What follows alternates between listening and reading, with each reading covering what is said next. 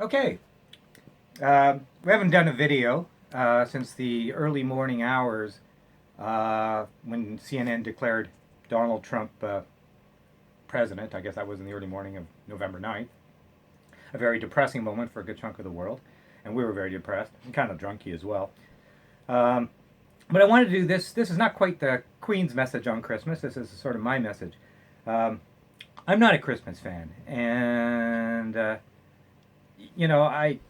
every year Christmas seems to nauseate me even more. I don't understand why adults, let's not even talk about kids here, why adults get so caught up in Christmas. Uh, it's To me, it's silly. Why do people get so caught up in one day of the year? Many of you know have gone through this. People hug each other and they cry and they say, "Oh, Merry Christmas," and it's like a big deal for one day. And they hug and cry and do all this stuff for one day of the year. And most of these people that are hugging and kissing and all that, they'll see you in the next couple of days. It's also silly. Why do people get so hyped up for Christmas? To me, it's just stupid. Christmas is a very stressful time of year. Um, and for a lot of people, it's forced socialization, whether it's family or friends, they feel forced to socialize. It causes a lot of stress. And if they get through that stress, they have the stress of lots of bills to pay in January and February. Uh, and why do people buy all these gifts? They're not good for the environment, not good for the planet. All this packaging, people are going to get smartphones for Christmas, and then throw out their old smartphones. A good chunk of smartphones will probably end up in landfill. Uh, Christmas is a crime against the environment. It's a crime against the planet in many ways. In fact, I often think this might seem kind of cruel and weird, but I think in some ways Christmas is a criminal offense. Some people are saying that's pretty harsh, but really think of what Christmas does to people and to the environment. Now I know there's some people who love Christmas, and if you're wealthy, you can spend money on gifts, and it's not a big deal for you. But a lot of poor people feel obligated to spend money on gifts, money they don't have, and they feel obligated. And well, just like they feel obligated to socialize and go to friends or family and everything, and they're not really into it.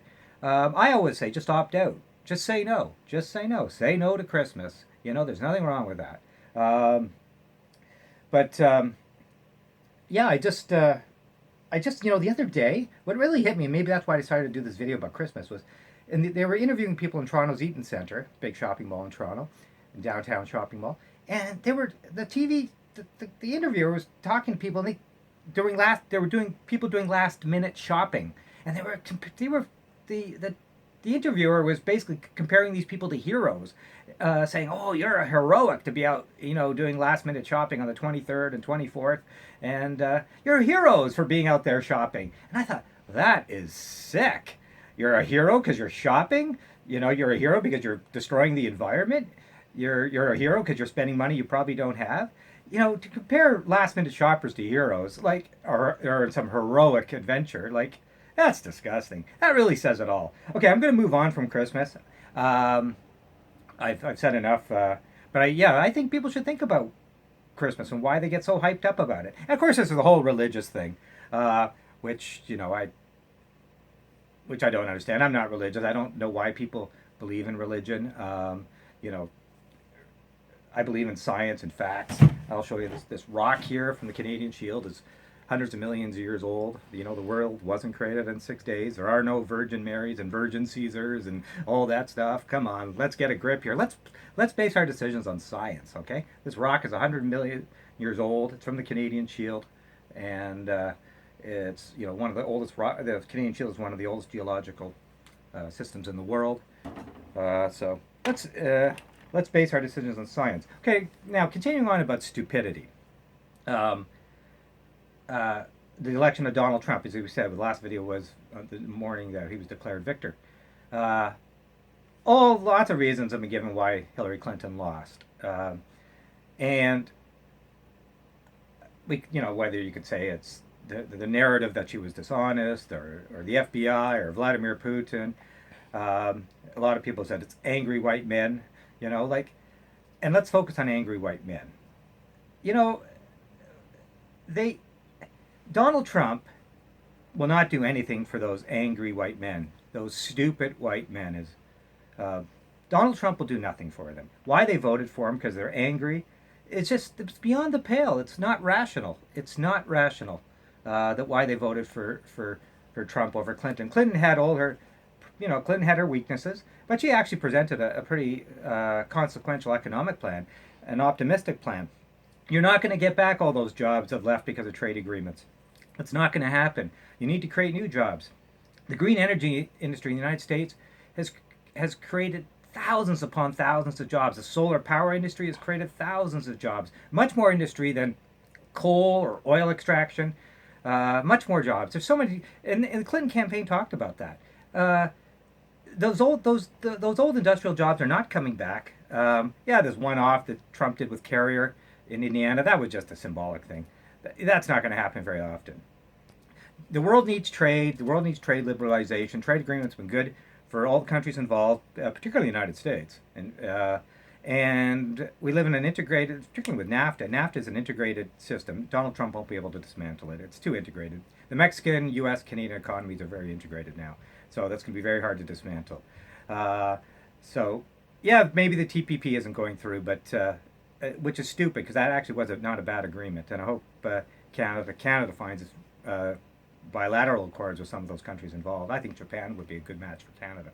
So, but yeah, I do think people should base their decisions on science and on the facts, just the facts, and not people. A lot of people didn't even know why they voted for Brexit in Britain.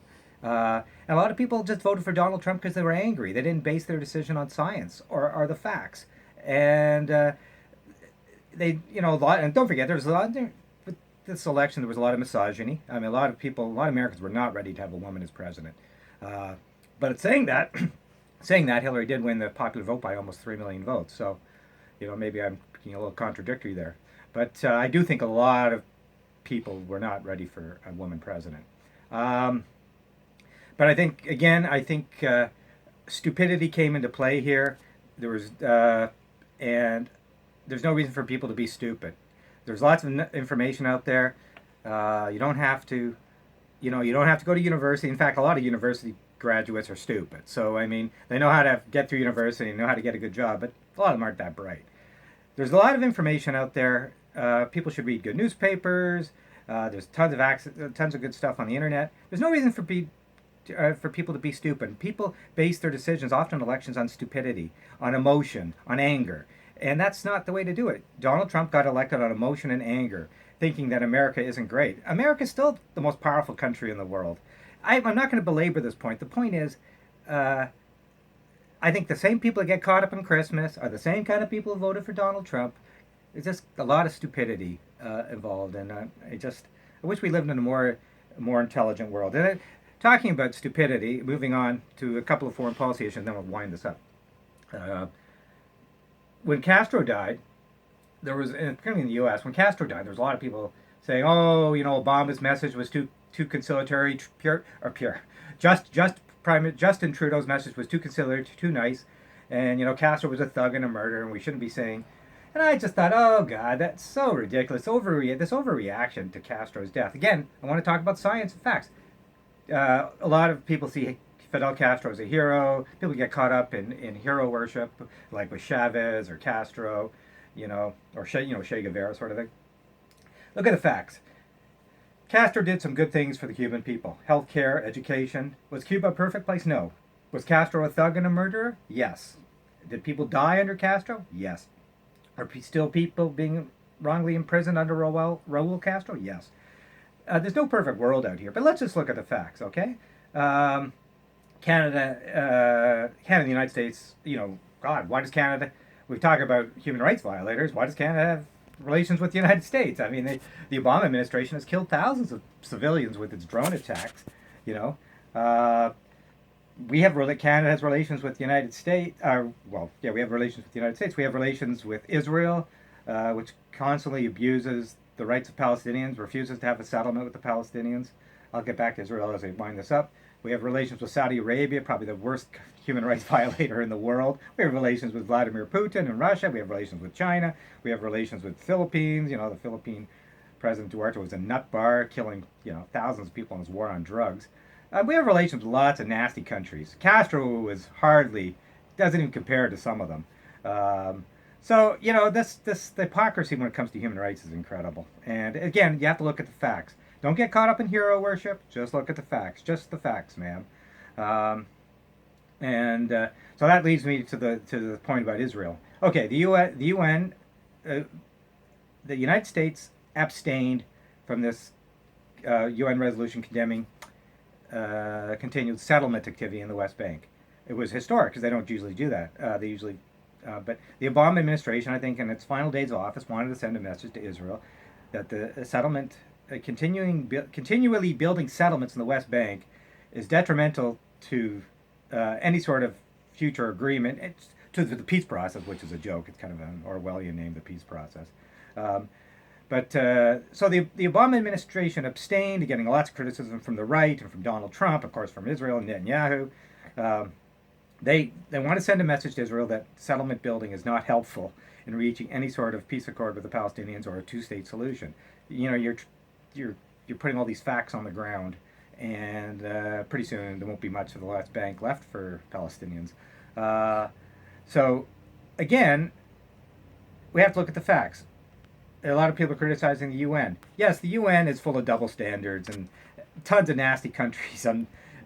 The UN does ignore a lot of atrocities that go on in the world. I mean, the fact that they've really let the ball slip when it came to Syria and Aleppo.